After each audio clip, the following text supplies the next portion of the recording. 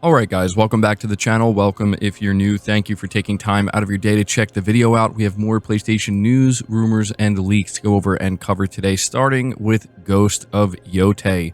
We have some, I wouldn't say new information, but a kind of recap of information regarding this game because, as we know, Ghost of Yotei is scheduled to release in 2025.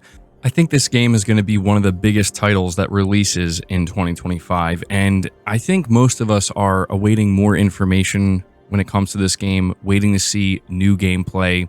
And of course, this game is going to be PS5 Pro enhanced, which is going to be exciting because Ghost of Tsushima was an amazing looking game on the PS4 Pro, and even when they brought it to PS5. And so knowing that this game was likely built from the ground up to take advantage of the PS5 as well as the PS5 Pro, I think it's safe to say it's going to be one of the better looking games we get this year.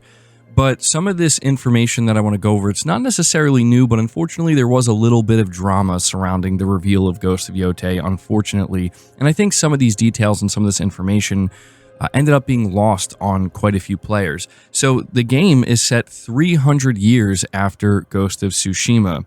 So obviously this means Jin Sakai is long gone, and it will be very interesting to see if we get references to Jin Sakai within this title. I would assume that we will.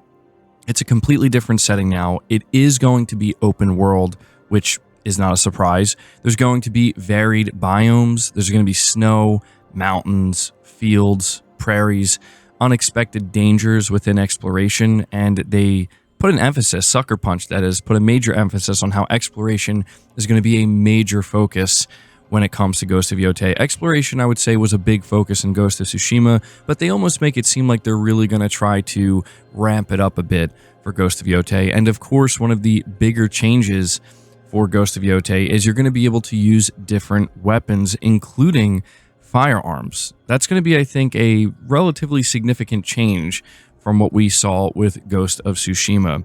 And so, yeah, I'm at this point wondering when we're going to hear more from Sucker Punch regarding Ghost of Yotei, because again, this game is scheduled to release this year, and as of right now, this is basically all the information we have. It seems as though, based off of the trailer that we got, when it comes to the story, because that's something that they haven't talked too much about, it's going to be some type of revenge story where the main character, Atsu, is seeking some type of revenge, and so it'll be very interesting to find out more about that. But there you go. I just wanted to let you guys know about this, talk a little bit more about Ghost of Yotei. Moving on to the next topic, we have a little bit of information regarding Phantom Blade Zero. So of course we did get that new gameplay trailer, which looked fantastic and is definitely getting people hyped up.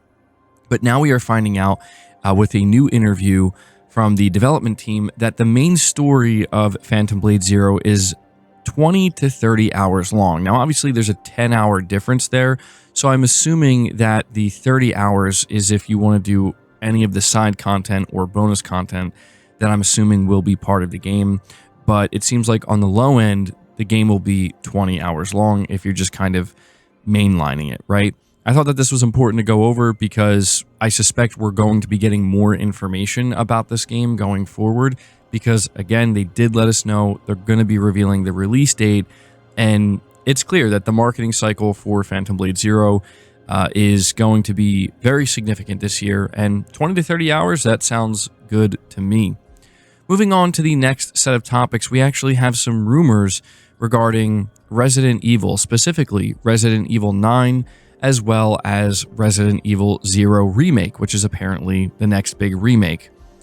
Being reported by WCCF Tech, it says, unlike what we have seen rumored for a while, Jill Valentine will not play a major role in Resident Evil 9, according to a reliable leaker.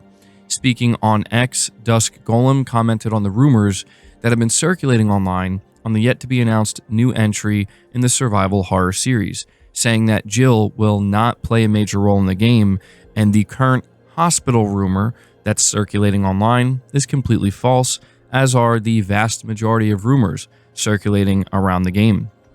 The information provided by the leaker is also fresh, as they have been updated on things more recently.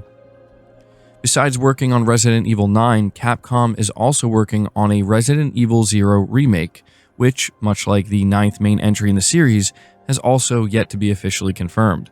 The development of this remake saw a big change in the people involved, but development is still proceeding, according to The Insider. So what I'm taking from this is that Resident Evil 0 is going to be the next Resident Evil game that gets the full-blown from the ground up remake treatment. I could be wrong. I mean, The Insider doesn't really go into great detail here, but he's using the term remake. And when we think of remake, we think of RE2 remake, RE3, RE4. And so, yeah, I'm assuming that's going to be the next one in line. It's also worth noting that Dusk Golem is reiterating that Leon S. Kennedy is 100% the main character of Resident Evil 9. And so he's basically letting us know that when it comes to RE9, Jill's not really going to be involved. The main character is going to be Leon. And so at this point, I'm just eager to learn more about Resident Evil 9. We've been getting different rumors for a while now, but we still don't have an official reveal or announcement from Capcom, and so I have to wonder if it's going to happen this year. It's worth noting that there are rumors currently that Sony is gearing up for a February State of Play, and the way Capcom has done it for years now, going all the way back to the PS4 generation, is they reveal new Resident Evil titles at PlayStation events, including State of Plays. So I don't want to necessarily get my hopes up or your hopes up, but there maybe is a chance that if we get a new State of Play, Resident Evil 9 will be there at least sometime this year, right? So let me know your thoughts on that. We're going to move on to the next set of topics, which continues to talk about Microsoft and the situation that's going on over there. This is being reported by Push Square. They say, while it's been obvious to anyone paying attention, Xbox is becoming increasingly platform agnostic.